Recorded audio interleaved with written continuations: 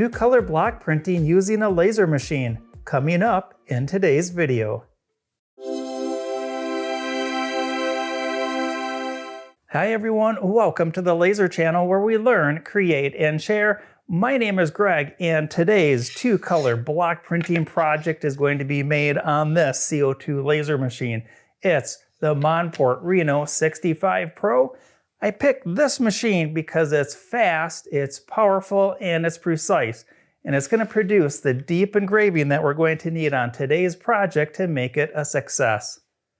And don't worry if you don't have a Monport laser machine. This project can be made using any quality CO2 laser machine. You can also use a nice laser diode machine just as long as it's at least 20 watts or more to produce that deep engraving. I'm going to go through step by step everything we need to do from creating the files of creating these blocks.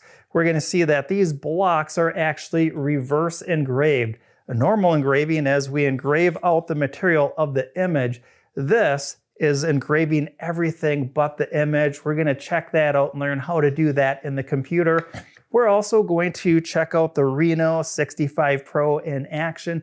And then we're going to tie everything together by taking some nice artisan paper and doing some two-color block printing and end up with a nice cat like this. The first thing I'm going to do in the computer is a review of reverse engraving where we leave the image and engrave everything else out. Let's check that out in LightBurn software. I'm going to start overly simplistic before we go on to today's graphic. I don't want to get lost in the details of the graphic, so let's learn how to do this reverse engraving. I'm going to draw a simple circle just to start with. And for me, my OCD, I always put that on layer 01 for my engraving layer. Now, if I go and hit the preview button and it's going to do that, it's going to engrave that out, but that's the part we want to leave not engraved. The easy way to fix that is I'm going to draw a box around that. And I can actually go and select everything and center everything up and then go back to the preview. And now we're going to see we're engraving everything but the circle. So pretty easy example to learn how to do reverse engraving. This is illustrated even more if I enter in some text. We'll go and hit the preview button once again, and it does exactly, it's going to engrave the word text. And to do that reverse engraving, I'll just put a box around it, and we'll preview that once again, and now we're engraving everything but the word text. This is exactly what we're looking for today's project. I've loaded in my hipster cat. This looks pretty cool. So once again, I'm going to put this over on the blue layer, and I'm going to just draw a box around it and do a reality check and check out the preview button here. And this looks perfect. Reverse engraving. I'm engraving everything but my graphic. The next thing I'm going to do is highlight all of this, and I'm going to hit the align button so they're all perfectly squared up with one another. And I'm going to Control D to make a duplicate of that. And now I've got two hipster cats, and I'm actually going to do that one more time. I'm going to zoom back a little bit. And these two down here are going to be for our two different colors. And if I really mess that up, I want to have a backup copy up on top. From here, I'll reselect the first hipster cat, and I'm going to ungroup everything, and I'll do the same for the second hipster cat. And really from here, all I'm going to do is delete out everything that I don't want as a part of the first color on the first block print. So on this first one, I'm going to delete out the hat, and then on the second image, I'm going to delete out the cat itself. Now, because I made a perfect duplicate of these, if I took this second image and went back and put it directly on top, they would be perfectly registered within one another. We're going to see on the two blocks that I've already made, I put two little finger holes in here, and that's because once I've got the ink applied here and I press it down onto the art material, I have an easy way to pluck these back up. In LightBurn, that's going to look something like this. I can draw a circle, and we're going to be cutting these out, so I'm going to put that on layer 02, the red layer. And for this example, I can just leave that as a perfect circle. I'm going to Control D to duplicate that again, and I can put that over here. And then just the same as before, I can select both of those red dots or circles and Control D to duplicate those and bring them over here to the second one.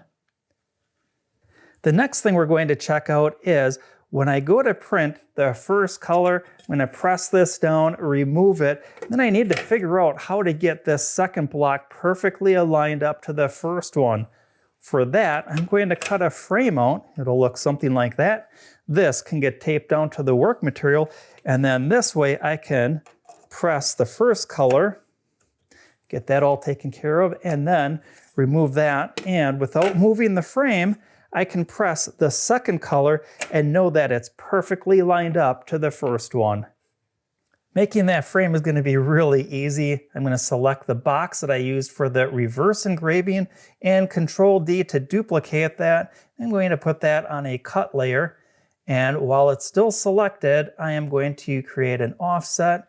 It's going to be outward, and I'll select the distance that I'm comfortable with. I suggest at least 5 millimeters or 1/4 inch. And I'll hit OK, and there we have the frame made.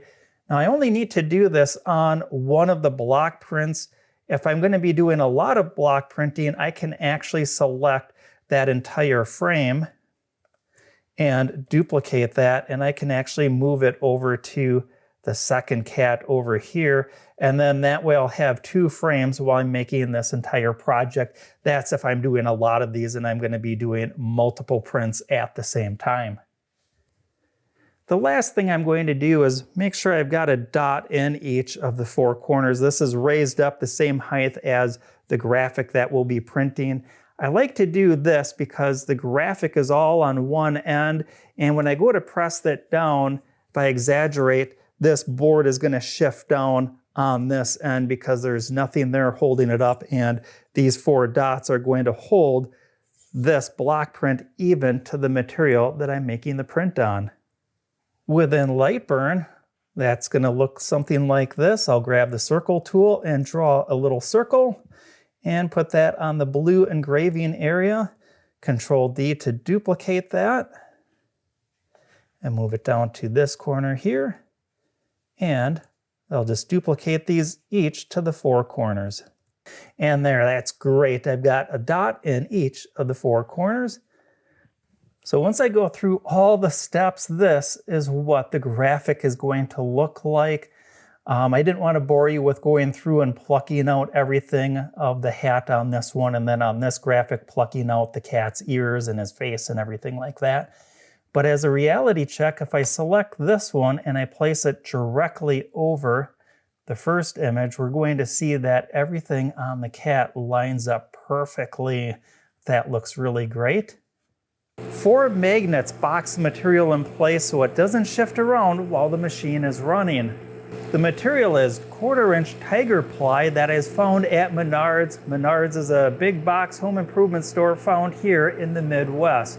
This tiger ply is a nice high quality plywood that is very stable. It doesn't have any glue voids in it, and it's going to be perfect for doing this deep engraving. I've got settings in my computer to do a nice deep engraving doing only 1 pass. I reorientated my graphics within LightBurn so it matches the material that I have placed in the machine. Now I'm all set to close the lid and hit the start button.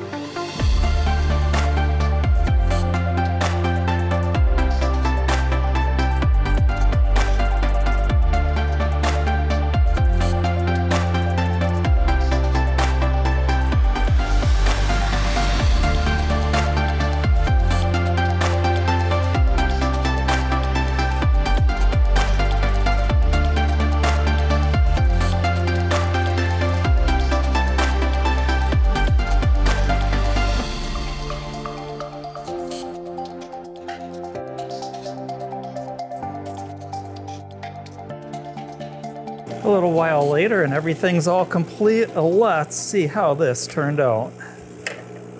Everything cut out very nicely.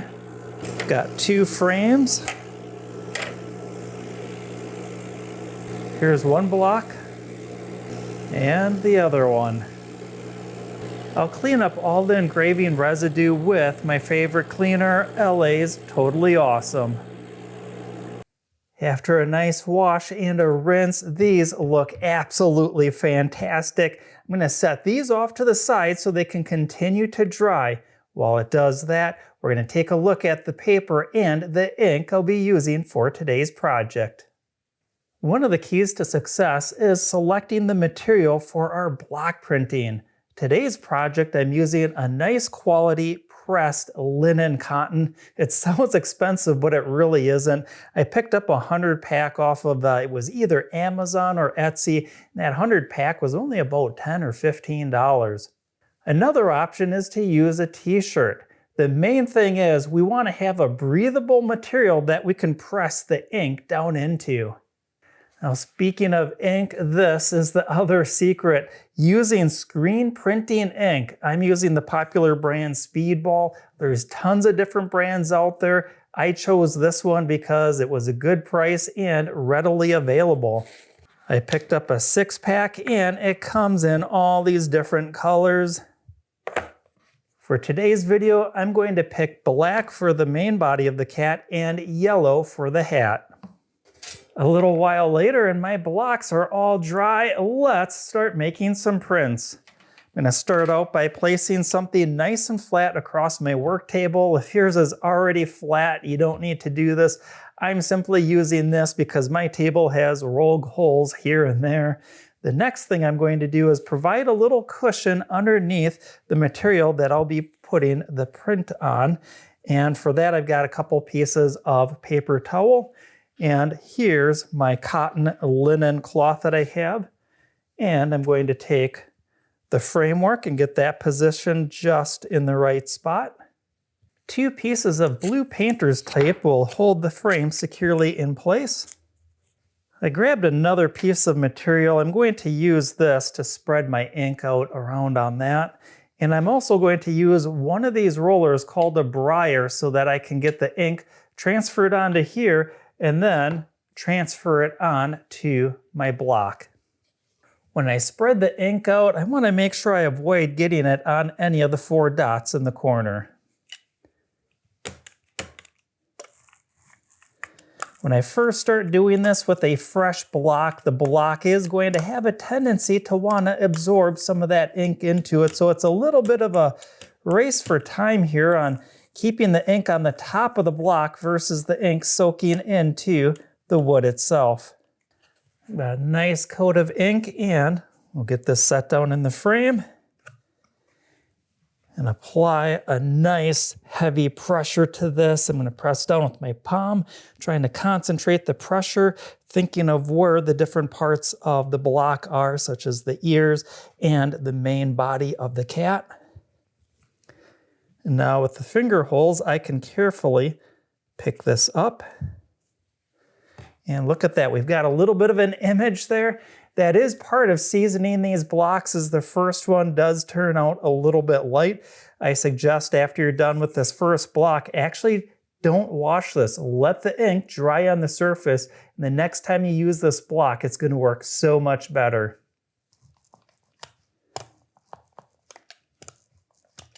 Get this all pressed in. I'm going to be pressing mainly just at the top because that's where the image is.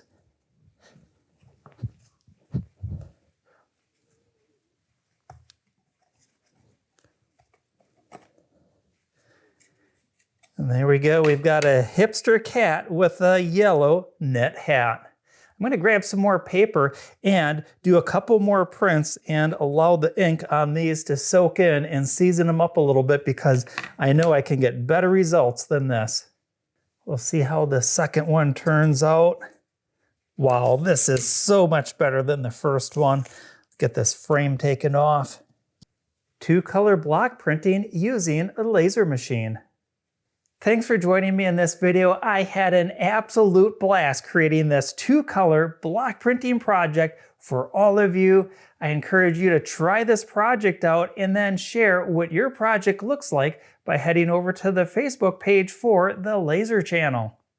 Join me in the next video on the Reno 65 Pro where I'll be setting up a rotary unit.